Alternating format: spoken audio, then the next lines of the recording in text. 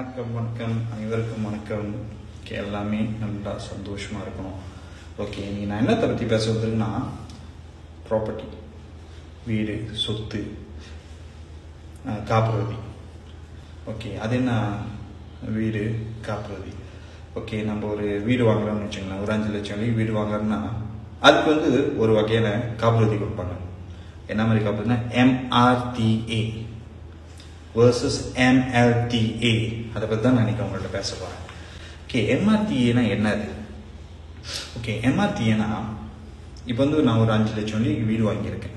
ஓகேங்களா, ஒரு 2.5 லட்சம் நான் கட்டிக்கிட்டே இருக்கும்போது திடீர்னு எனக்கு ஏதோ ஒன்று ஆயிடுச்சு. பேலன்ஸ் 2.5 லட்சம் இருக்கு. இந்த MRTA இருக்கிறதுனால பேங்க் என்ன செய்யணும்னா அந்த லோன் செட்டில் பண்ணிடுவாங்க. பேலன்ஸ் லோன் அமௌண்ட் செட்டில் பண்ணிடுவாங்க. ஓகேவா, MRTA அந்த லோனுக்கு ஏற்ற மாதிரி குறைஞ்சிக்கிட்டே வரும். இப்போ 5 லட்சம் 5 லட்சம் ஒரு 4 லட்சம் இருக்கும் போதே நான் போய் சேர்ந்துட்டேன்னா 4 லட்சம் எடுத்து செட்டில் பண்ணுவாங்க. பேலன்ஸ் எதுவும் குடும்பத்துக்கு கிடைக்காது. அந்த லோன் அமௌண்ட் செட்டில் பண்ணுறதுக்கு தான் அந்த MRTA இன்சூரன்ஸ்ன்றது. ஓகே, MLTA என்னது?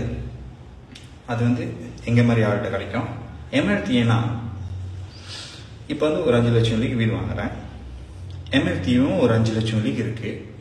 ஒரு 2.5 லட்சம் கட்டிக்கிட்டே இருக்கும்போது ஏதோ ஒன்று ஆயிடுச்சு. என்னோட அம்மாவில் தான் என்னோட MLTA 5 லட்சம் இருக்க குறையாது, அப்படியே தான் இருக்கும். அந்த 5 லட்சம் எடுத்து பேலன்ஸிங்க 2.5 லட்சம் எடுத்து கட்டிடுவேன். மீதி இருக்க 2.5 லட்சம் என் குடும்பத்தில் குடும்ப செலவுக்கோ இல்லை பிள்ளைங்களை படிக்க வைக்கிறதுக்கோ இல்லை பெற்றவங்களுக்கோ தாய் தந்தையருக்கோ அந்த மாதிரி கொடுத்து அவங்களுக்கு என்னென்ன செலவுக்குன்னா நம்ம விட்டுட்டு போனோம்னா அவங்களுக்கு கடனை கொடுத்துட்டு போக வேண்டாம், அவ்வளோதான். சரிங்களா, அதுதான் MRTA MLTA உள்ள வித்தியாசம், வேற எதுவுமே இல்லை. நான் ஏன் சொல்றேன்னா, எனக்கு ஒரு அனுபவம் இருக்கு. எனக்கு தெரிஞ்சவங்க எப்படின்னா, அந்த வீடு 2 பேர் பேர்ல இருந்துச்சு, ஹஸ்பண்ட் அண்ட் ஒய்ஃப்ல. ஹஸ்பண்ட் இறந்துட்டாரு. ஓகேங்களா, ஆனா என்ன ஒரு துக்கமான விஷயம்னா அந்த வீட்டுக்கு MRTAவும் இல்லை MLTAவும் இல்லை. அதான் ஒரு பிரச்சனை. இப்போ அந்த அம்மாவை அவங்க மனைவி கட்டிக்கிட்டு இருக்காங்க.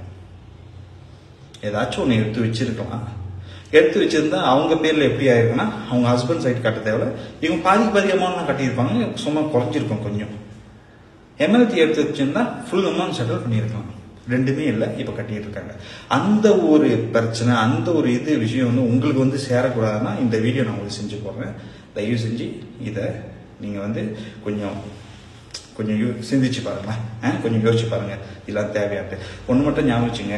நம்ம இந்த இடத்துல நம்ம இந்த பூமியில எல்லாம் போகும்போது நம்ம குடும்பத்துக்கு என்னத்தை கொடுத்துட்டு போனோம்னா அன்பையும் பாசத்தையும் பணத்தையும் கொடுத்துட்டு போவோம், செல்வத்தை கொடுத்துட்டு போவோம். எப்பயுமே ஒரு காலம் கஷ்டத்தையும் கொடுக்கக்கூடாது, இன்னொன்று கடனையும் கொடுக்கவே கூடாது. தேவையா இல்லை நம்மளுக்கு? அதனால உங்களுக்கு MLTA பற்றி இன்னும் டீட்டெயிலாக தெரியணும், எனக்கு MLTA வேணும் அப்படின்னு நினச்சிங்கன்னா எனக்கு நீங்கள் ஒரு கால் பண்ணுங்க. 01362627221 01362626721. சரிங்களா? ஓகே, டேக் கேர், பாய்.